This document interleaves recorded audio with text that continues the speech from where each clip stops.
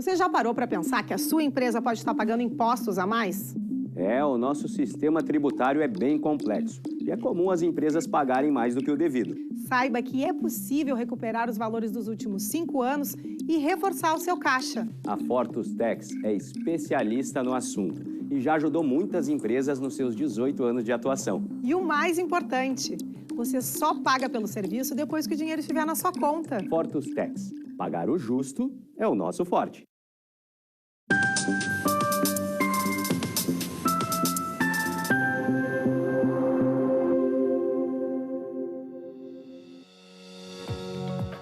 Olá, você já está assistindo o programa Papo Certo de hoje, comigo, Amanda de Oliveira e João Custódio.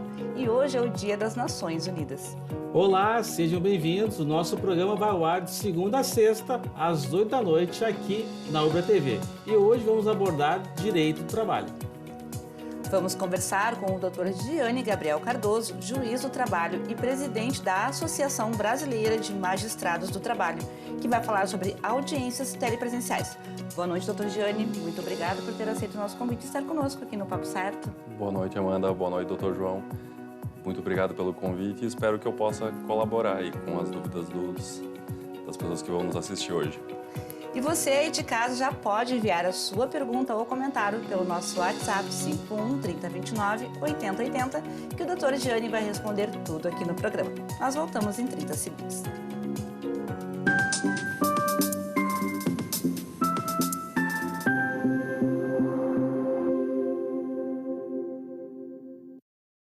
Tá difícil encontrar o profissional certo para a sua empresa?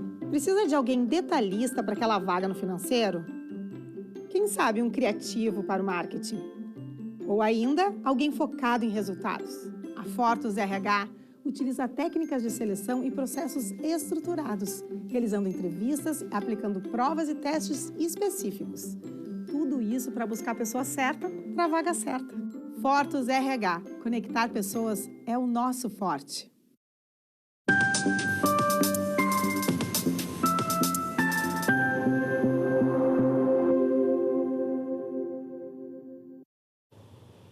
O Papo Certo está de volta e eu te convido a interagir conosco pelo WhatsApp para tirar todas as suas dúvidas.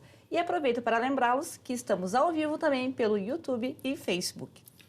Doutor Giane, recentemente o Conselho Nacional de Justiça aprovou resoluções que possibilitaram o acesso de milhões de brasileiros à justiça por meio de avanços tecnológicos.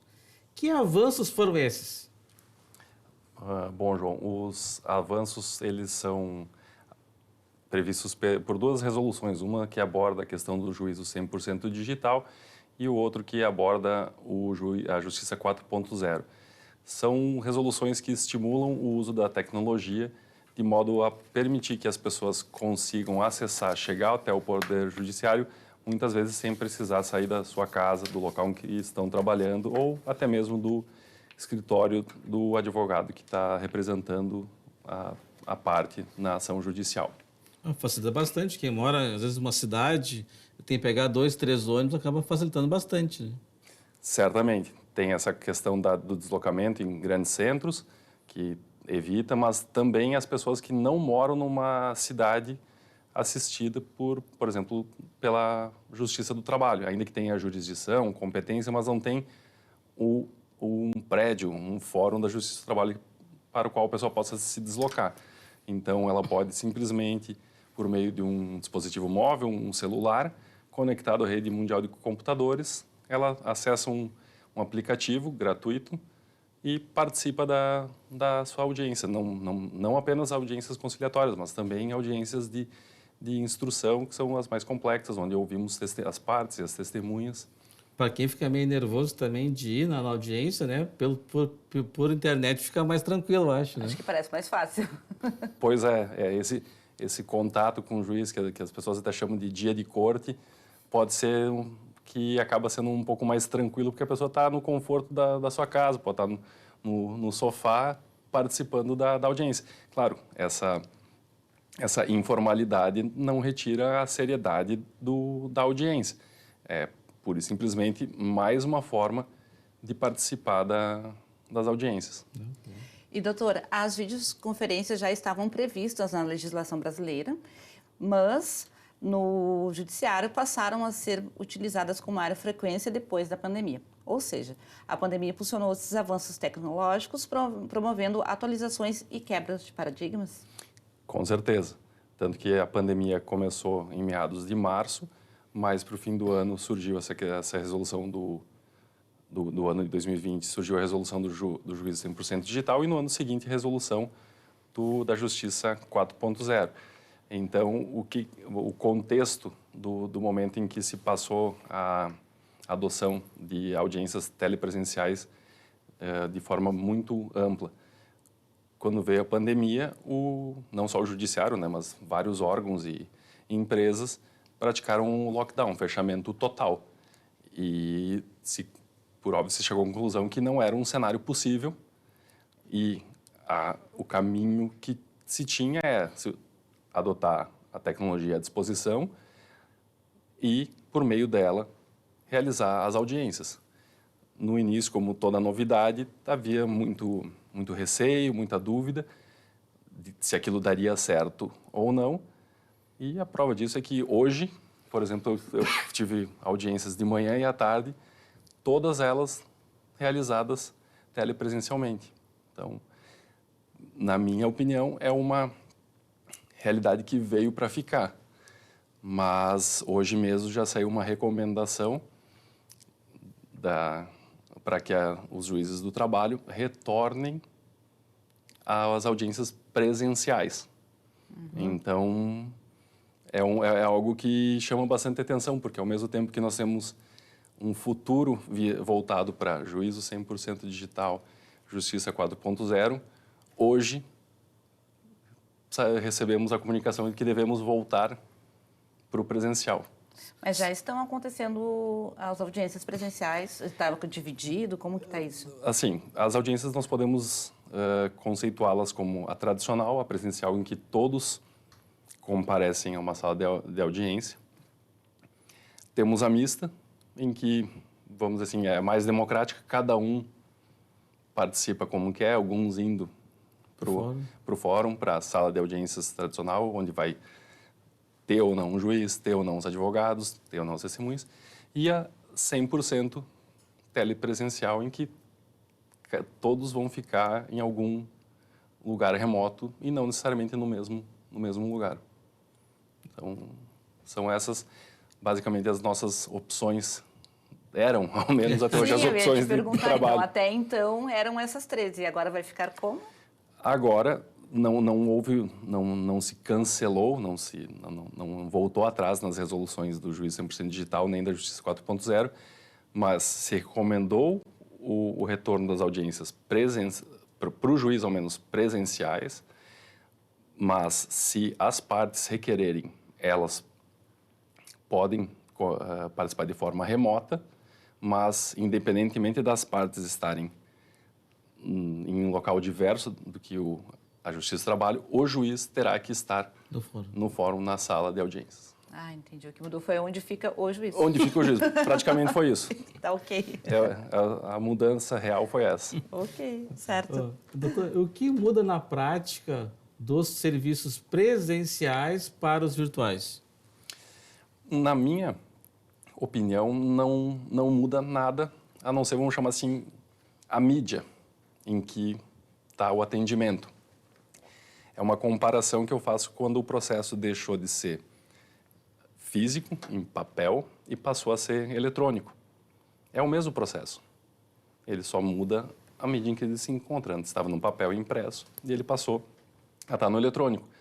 O atendimento é a mesma coisa. Ao invés da gente ter esse contato como estão tendo agora, próximos uns dos outros, sentados próximos, nós vamos conversar, vamos dialogar por meio do computador, do celular.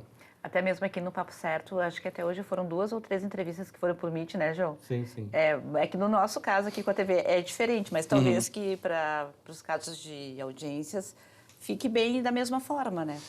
É que se ganha muito tempo com uma desnecessidade de deslocamento. Ou, como disse, eu trazendo exemplos concretos.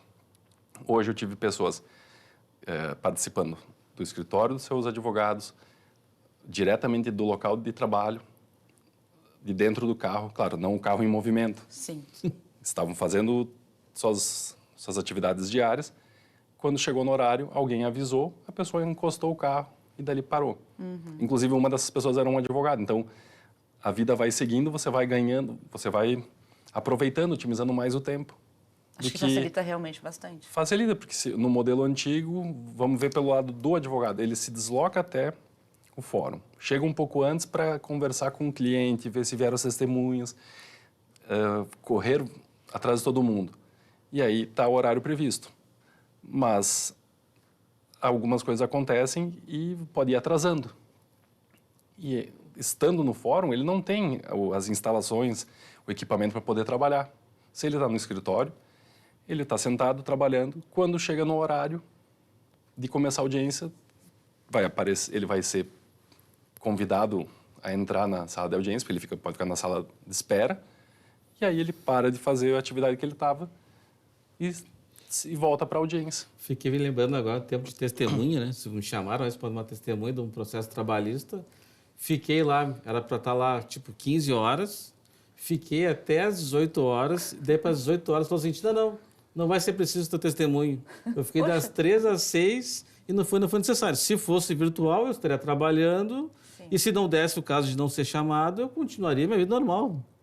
Exatamente. Às vezes ficava até, quando tínhamos alguns atrasos, né, que não tem como prever esses atrasos, né, ficava lá o fórum cheio de pessoas esperando, todo mundo lá mal acomodado, porque eles não tinham nem lugar para sentar, porque atrasava e acumulava pessoas lá. No calor, às vezes, o ar-condicionado não dá conta, ou pode estragar.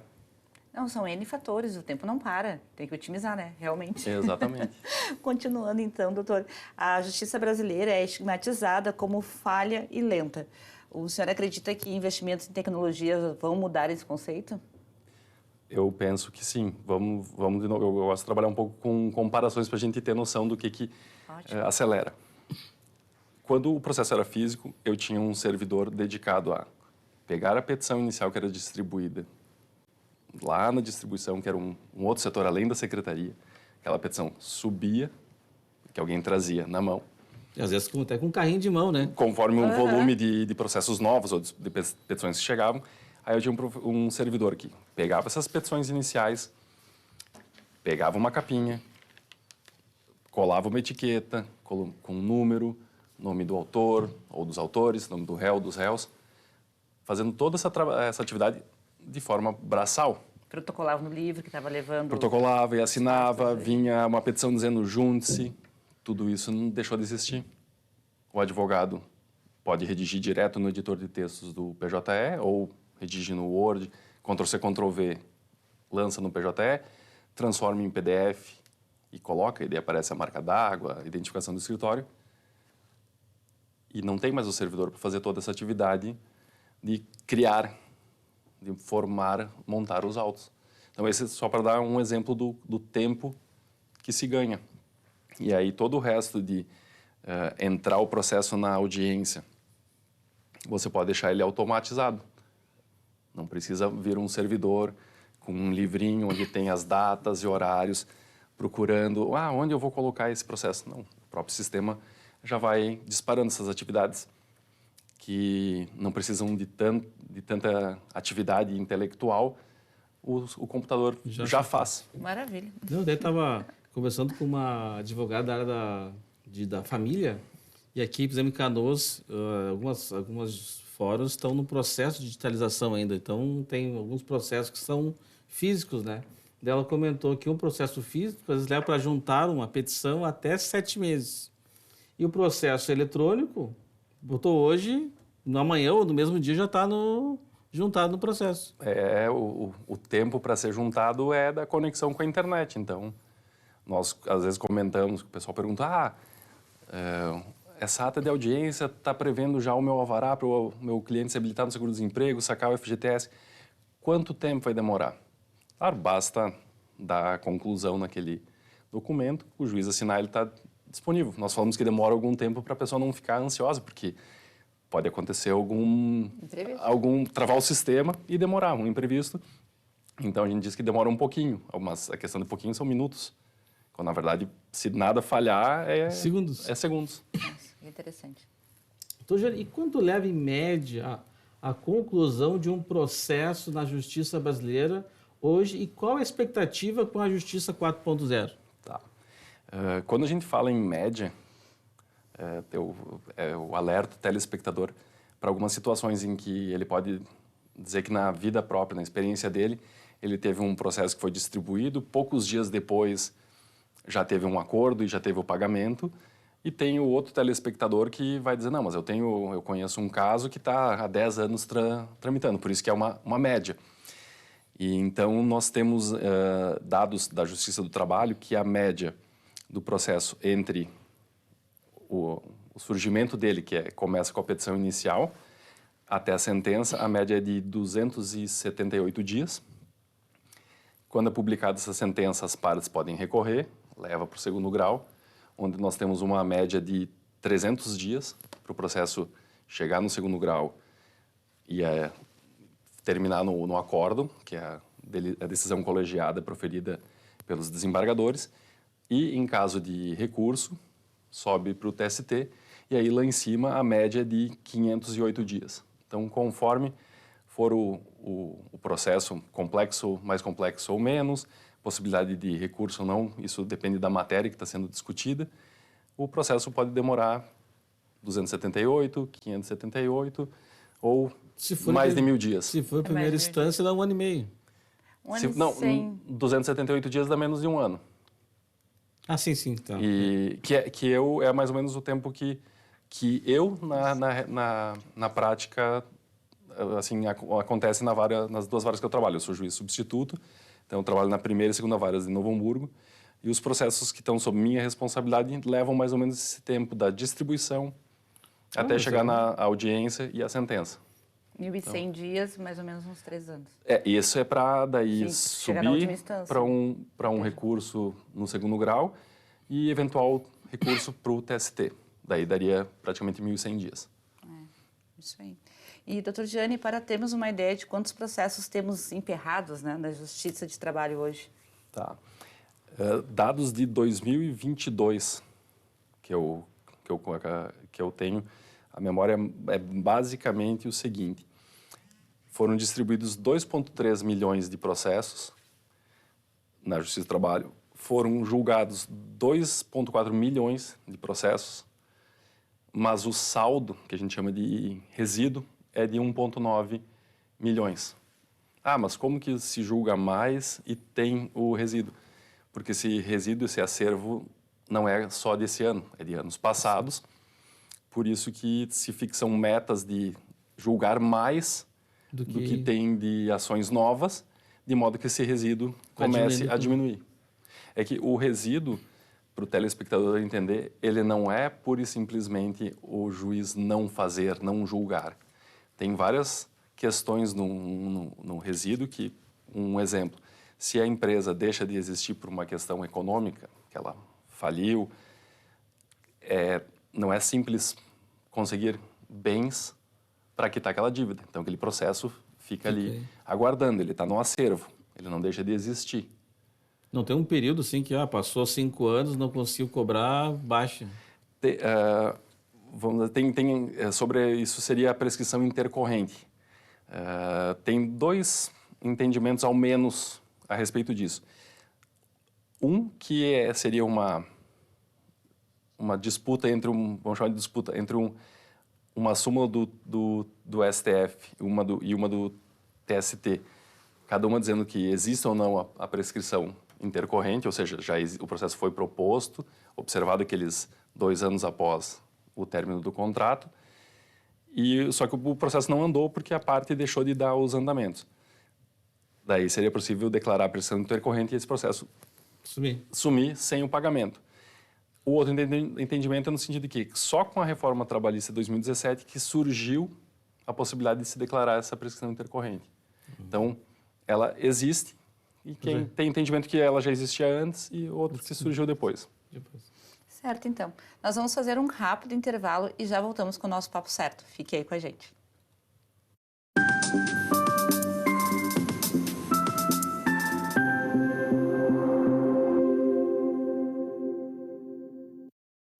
Em tempos de juros altos, margens reduzidas e incertezas, rever estratégias é fundamental para manter o seu negócio competitivo. Esse cenário exige planejamento e organização financeira. Nessas horas, qualquer ajuda é bem-vinda, mas a ajuda de um especialista é necessária. A Fortus Consulting conhece na prática e tem as soluções adequadas para cada situação. Fortus Consulting. Melhorar os seus resultados é o nosso forte.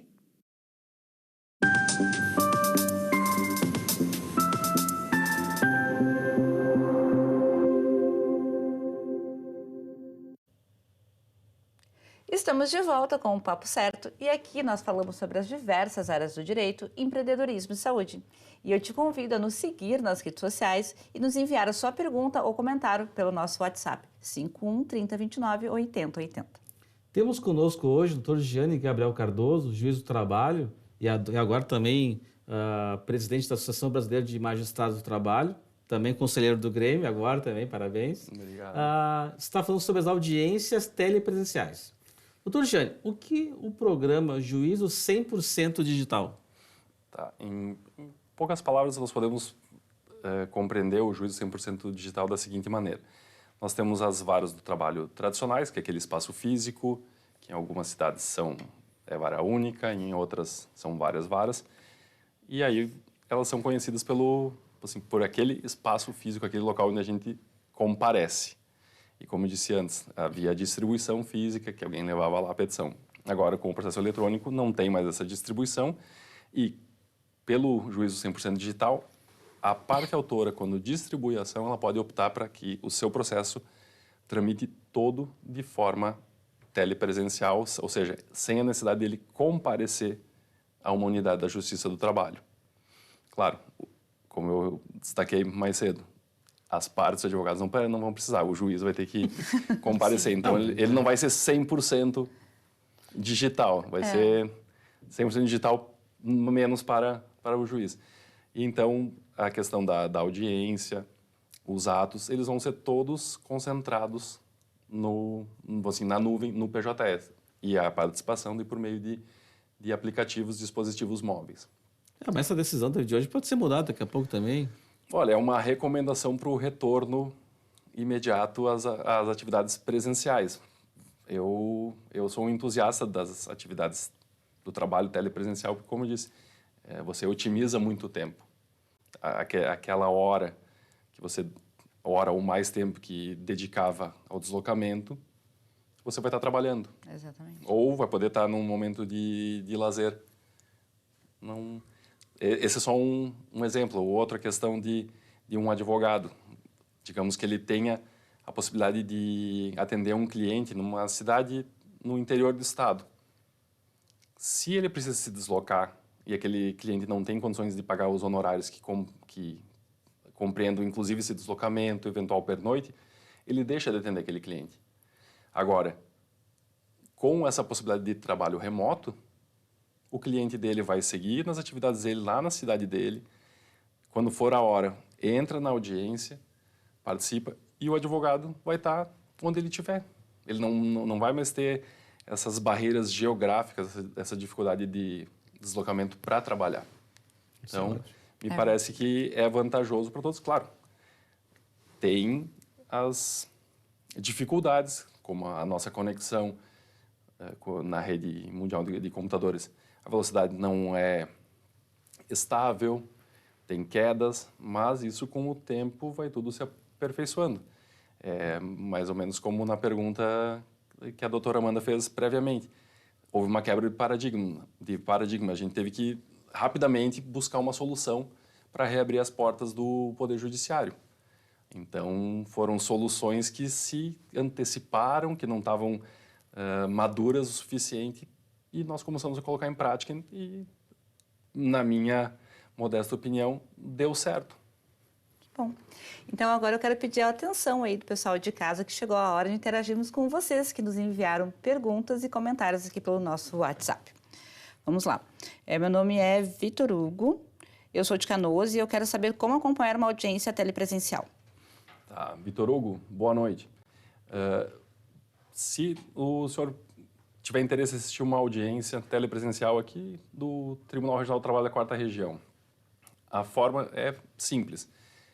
Com algum dispositivo móvel, celular ou computador, tablet conectado à internet, o senhor entra no site www.trt4.jus.br, vai procurar o link das audiências, vai procurar audiências do 1º grau e ali vai ter o endereço de cada uma das salas de audiências virtuais dos juízes aqui da 4ª Região. Aqui na 4ª Região o endereço é fixo, então o juiz substituto da 1ª Vara de Novo Hamburgo tem sempre o mesmo endereço. O juiz substituto da 2ª Vara de Novo Hamburgo, sempre o mesmo endereço. E do titular também. Isso vale para todas as varas aqui do TRT4. Então, se a pessoa tiver interesse em sempre acompanhar os julgamentos de determinada cidade, porque ela mora lá, trabalha lá, tem uma expectativa em relação ao processo dele, porque é aquele juiz que vai julgar, ela pode pegar esse endereço, vai acessar. Quando ela conectar por meio do aplicativo que se chama Zoom, ela cai na sala de espera, então fica uma tela preta.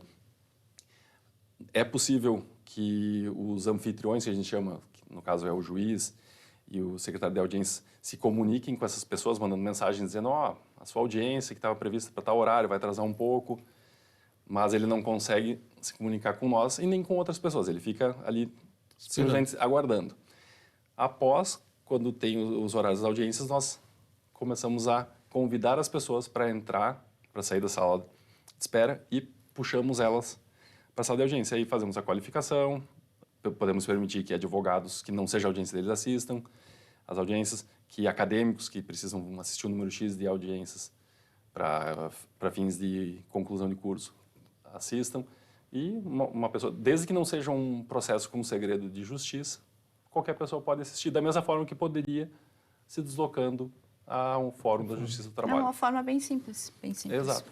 Então, e o que é o sistema Sniper e para que serve?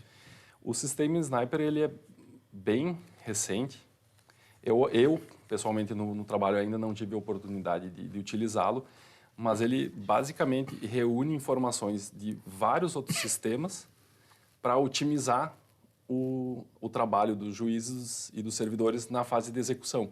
Então, ele vai pegar informações do TST, do Tribunal Superior do Trabalho, da Controladoria Geral da União, Receita Federal, vai cruzar esses dados e vai trazer, vamos assim, num programa unificado. Hoje em dia nós temos os convênios ou os sistemas, essas parcerias, mas nós temos que entrar um por um nos sistemas para buscar informações. O Sniper, ele já é mais preciso, digamos, talvez por isso a escolha do nome, que é o do atirador de elite, né? Para dar um tiro certeiro na questão da cobrança. Doutor Gianni, nós falamos várias vantagens, né, do telepresencial. Tem alguma desvantagem? Mas vamos deixar para a próxima. Acho que não vai dar... Vamos ficar com ele 100% bem visto. Então, está bem. Eu quero agradecer, então, ao doutor Gianni pelos esclarecimentos e por ter aceito o nosso convite de estar conosco aqui no Papo Certo. Eu que agradeço e me coloco à disposição para voltar sempre que puder colaborar. E eu agradeço o pessoal de casa pela audiência, lembrando que o Papo Certo é reprisado de segunda a sexta, às 7h30 da manhã, aqui na Ubra TV. E nós voltamos amanhã ao vivo para mais um Papo Certo com o Dr. Diego Silveira, advogado especializado em Direito de Família e professor universitário, para falar sobre namoro versus união estável, como diferenciar essas duas relações. E você também é nosso convidado. Esperamos vocês.